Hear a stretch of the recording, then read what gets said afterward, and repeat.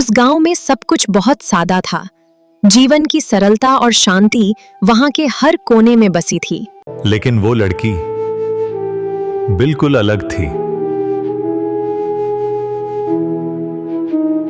ना मेकअप, ना शहर की चमक। फिर भी पूरा गांव उसे देखकर चुप हो जाता था। क्योंकि उसकी खूबसूरती चेहरे में नहीं, दिल में थी।